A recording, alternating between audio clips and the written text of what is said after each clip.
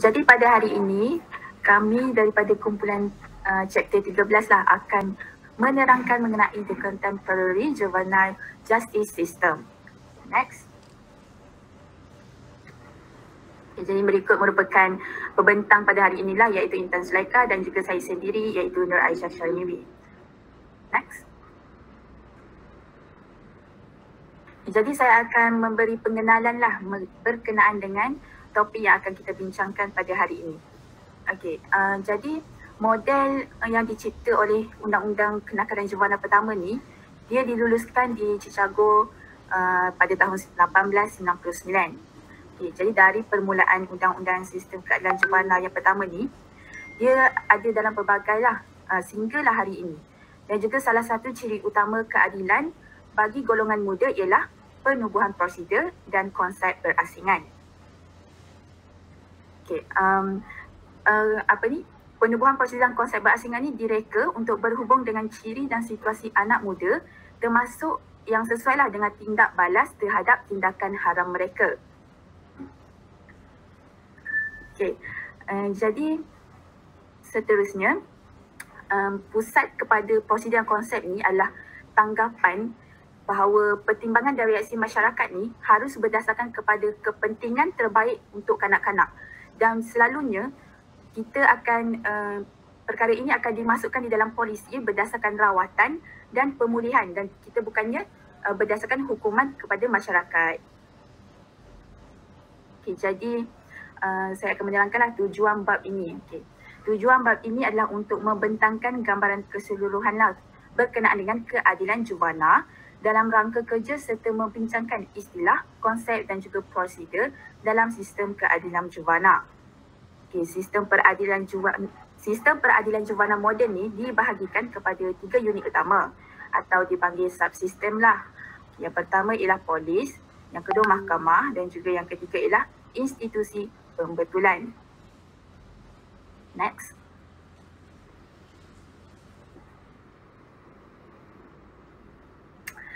Okay, jadi saya akan memberi sedikit sebanyak berkenaan dengan gambaran keseluruhan bab yang kita akan bincangkan. Okey. Jadi seperti yang kita tahu, pelbagai komponen atau unit lah dalam sistem peradilan juvana yang mana seharusnya mereka tidak berkait tau. Sehingga kan maklumat tentang kes atau juvana ni dia tak sama antara satu unit tu ke satu unit yang lain. Jadi biasanya aduan yang kita biasa dengar daripada pengamal dalam juvana sistem ni, dia kurang komunikasi antara satu sama lain, antara satu unit dan satu unit yang berbeza tu. Masalah ini kita sering dengar sebab apa? Sebab wujudnya perbezaan organisasi dalam satu komponen sistem tu. Contohnya macam kekurangan komunikasi dan juga jabatan polis yang berbeza. Okay, jadi tanpa kita kira sifat unsur keadilan juvana ni, antara faktor utama dalam keputusan untuk kendalikan kes adalah biasanya umur tertuduh lah. Okay. Jadi boleh tengok kat situ poin pertama, umur maksimum, iaitu bidang kuasa asal mahkamah juvana. Okay, biasanya belia yang di bawah umur 18 tahun ni adalah di bawah bidang kuasa asal mahkamah juvana lah. Okay. Jadi kita boleh tengok peratusan di setiap negeri. Okay. 70% negeri berumur 18 tahun. Maksudnya kat sini remaja yang paling maksimum umur dia dikategorikan sebagai juvana ni ialah 70% je. Dan seterusnya 30% negeri berumur 16 hingga 17 tahun. Okay, di samping itu juga ada juga negeri yang mana penyelidikan juvana ni boleh dilanjutkan sehingga umur 21 tahun. Okay, tapi ada juga negeri yang mana berbeza. Macam contoh California, Montana, Oregon dan Wisconsin, di mana umur maksimum dia ialah 24 tahun. Lepas tu poin yang terakhir tu, Colorado, Hawaii dan New Jersey, dia tak ada hak umur atas bidang kuasa tersebut. Next. Okay, berikut merupakan jadual lah, jadual umur tertua dalam bidang kuasa mahkamah juvana. Next. Okay. Berdasarkan rajah, proses juvana ni ialah dari tempoh penahanan hingga kepada pemenjaraan. Sebab apa? Seperti yang kalau tengok dekat rajah tadi, tahap kemasukan untuk sistem keadilan juvana ni kita boleh sama ada boleh melalui polis atau beberapa sumber lain lah. Macam kat situ, kemasukan keadilan juvana ni boleh melalui polis atau beberapa sumber lain. Okay. 84% rujukan ke mahkamah juvana ni datang daripada polis. Maksudnya majoriti daripada polis lah. Tapi dia ada juga sumber rujukan lain yang mana termasuk ibu bapa, penjaga, pihak berkuasa sekolah, mangsa sendiri dan juga pegawai percubaan. Okay. Maksudnya mereka pun boleh juga ke mahkamah juvana. Okay. Kes-kes yang melibatkan penahanan ni biasanya dirujuk kepada sistem mahkamah juvana lah, dan tak semestinya hakim mahkamah juvana je. Tapi kepada sistem lah, dia lebih kepada sistem. Okey, kes-kes yang melibatkan penahanan betul lah. Okey, kes-kes yang ni kita boleh tengok lebih kepada sistem lah. Dan dia ada beberapa langkah dalam fasa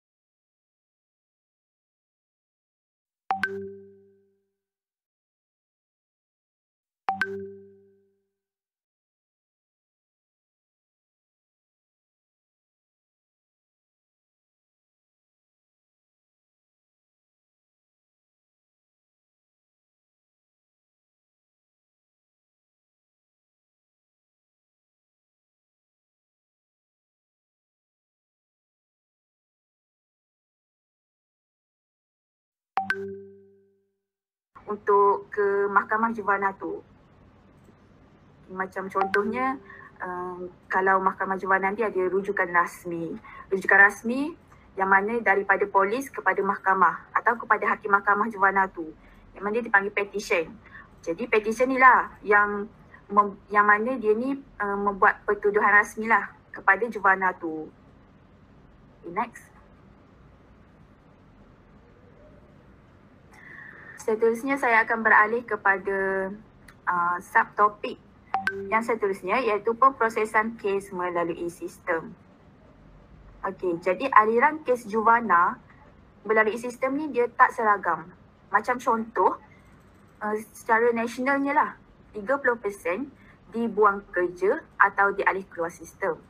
70% pula dia dirujuk kepada mahkamah juvana.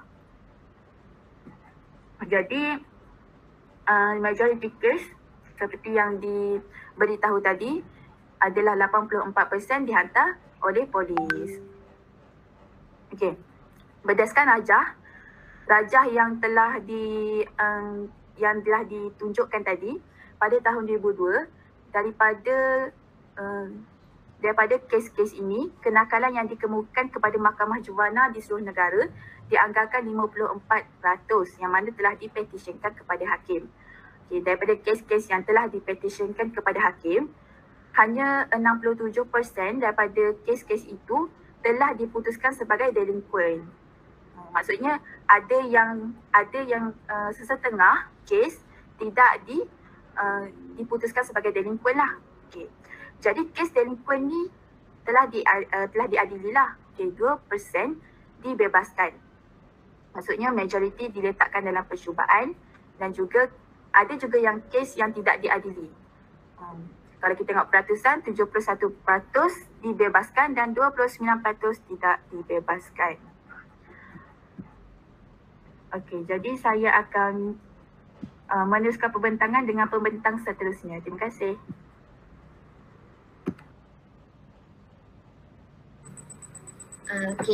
Saya akan menerangkan tentang data statistik yang menunjukkan variasi perprosesan yang ketara mengikut beberapa kategori sosial. Ada 3 kategori iaitu umur, jantina dan bangsa. Okey, kita tengok dari segi jantina. Dekat rajah tu dia ada terangkan pada tahun 2002 terdapat 63% lelaki yang didakwa ni melakukan kesalahan yang ganas telah dipetisyen di Mahkamah Jubana berbanding 54% wanita yang dituduh melakukan jenayah kekerasan. Kat sini kita nampaklah berdasarkan jantina yang berbeza, kita dapat lihat lelaki lebih banyak berbanding perempuan, peratus lelaki. Okey, 11% lelaki yang didakwa melakukan jenayah kekerasan ia ditempatkan di institusi pemulihan berbanding hanya 6% sahaja daripada kalangan perempuan. Manakala dari kategori bangsa pula pada tahun 2000 terdapat 64 kes kenakalan ia melibatkan defendant Afrika mereka. Dia telah dipetisyenkan ke mahkamah berbanding dengan 55 kes putih. Maksudnya kita dapat lihatlah yang melibatkan kes defendant Afrika Amerika 64 tapi kes putih hanya 55% sahaja. So kat situ kita dapatlah tengok variasi perprosesan ketara mengikut kategori bangsa. Next. Memindahkan kes dari Mahkamah Jubana 320 bidang kuasa kepada bidang kuasa Mahkamah Dewasa. Dalam semua bidang kuasa Mahkamah Jubana, ia wujud kemungkinan untuk memindahkan ataupun mengetepikan kes daripada Mahkamah Jubana kepada sistem Mahkamah Dewasa. Dalam kebanyakan keadaan, keputusan untuk memindahkan kes terletak pada Hakim Mahkamah Jubana. Prosedur ini sering dirujuk sebagai penepian kehakiman. Maksudnya kalau kes yang dirujuk oleh hakim ni, kita panggil dia sebagai prosedur dia ni penepian kehakiman. Okey, seterusnya walau bagaimanapun dalam beberapa tahun kebelakangan ni, negeri-negeri telah mengubah subai prosedur tersebut untuk membenarkan penghakiman mengikut budi bicara pendakwa tempatan.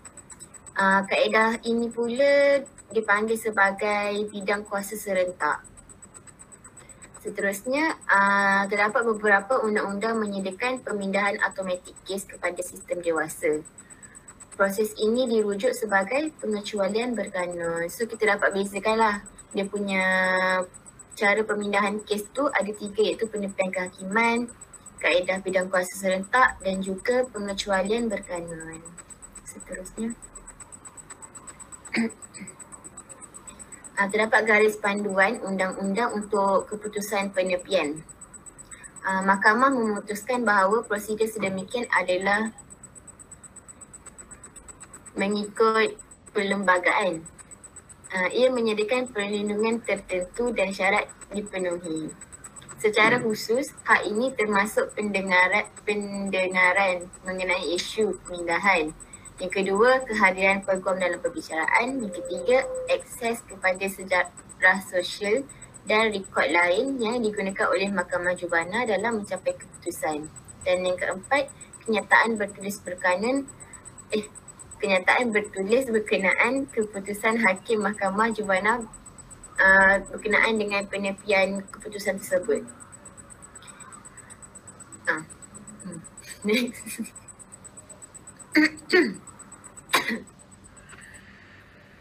Akibat pemindahan, objektif utama mengetepikan kes ke Mahkamah Dewasa adalah untuk menghukum juvenil atas perbuatan jenayahnya.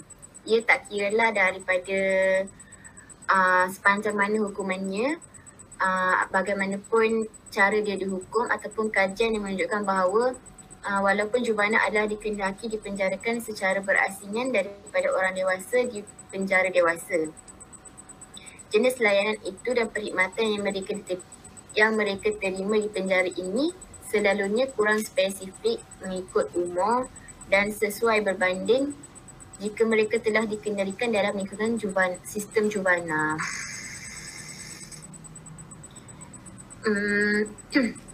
Tambahan pula, beberapa kajian menyimpulkan bahawa juvana yang menjalani hukuman di penjara dewasa ni dia lebih berisiko tinggi untuk membunuh diri dan penderaan berbanding remaja yang dikurung dalam juvana. So kita dapat beza lah kat situ orang yang ditahan di juvana dengan di penjara dewasa. Okey, kajian tentang kesan pemindahan sering menyimpulkan bahawa juvenil yang telah diketepikan ke sistem mahkamah dewasa mempunyai residivisme yang lebih tinggi, iaitu kadar yang lebih tinggi berbanding bila yang kesnya kekal dalam sistem juvana. Maksudnya orang yang dia pindah daripada juvana ke mahkamah dewasa pula. Penjara dewasa tu dia punya residivisme tu lebih tinggi berbanding orang yang kekal duduk kat dalam juvana sahaja. Kesimpulan kajian ini ialah kadar residivisme mereka yang telah dipindahkan ke sistem mahkamah dewasa adalah lebih tinggi. Macam yang saya cakap tadi lah. Dia lebih tinggi berbanding yang duduk kat juvana.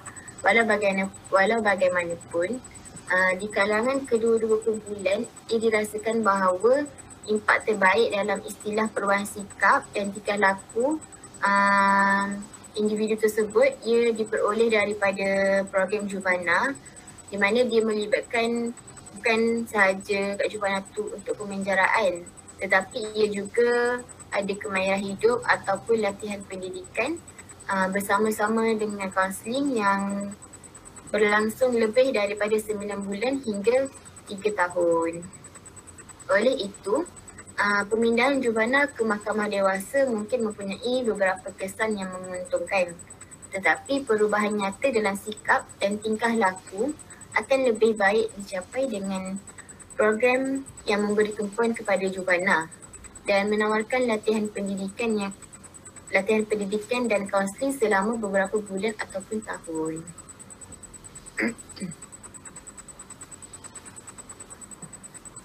Okey. Ayat campuran berkaitan dengan penggunaan pemindahan ataupun penepian ialah kewujudan hukuman campuran, satu konsep yang semakin popular di banyak negeri. Terdapat beberapa model ayat campuran.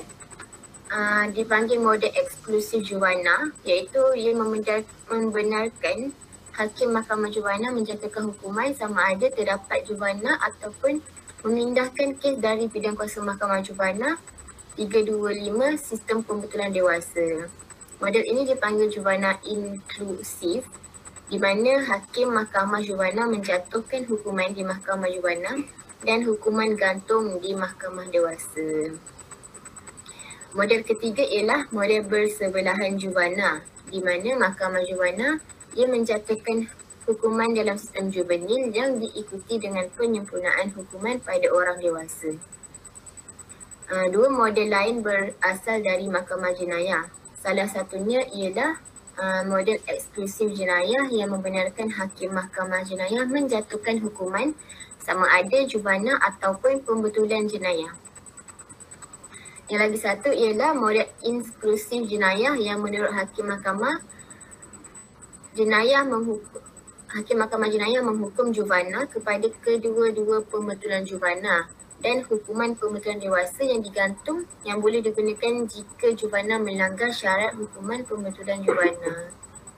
Okey, itu sahaja pembentangan. Last kali adalah sesi soal jawab. Saya serahkan kepada Aisyah Syamil.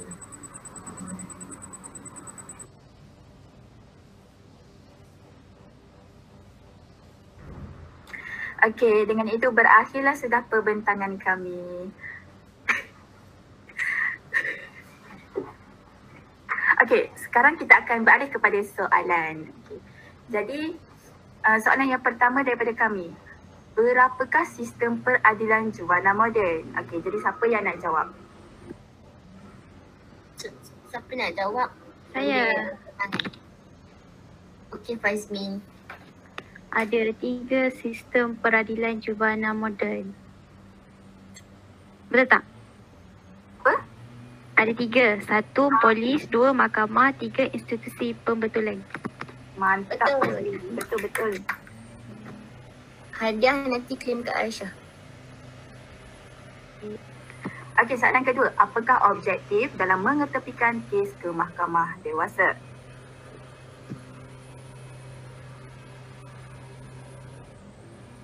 Ada tak siapa-siapa nak jawab?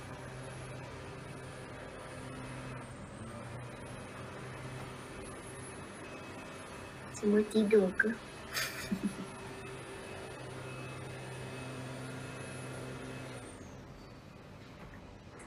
Nak jawab untuk hukum juvenil atas kesalahan yang dia buat tu.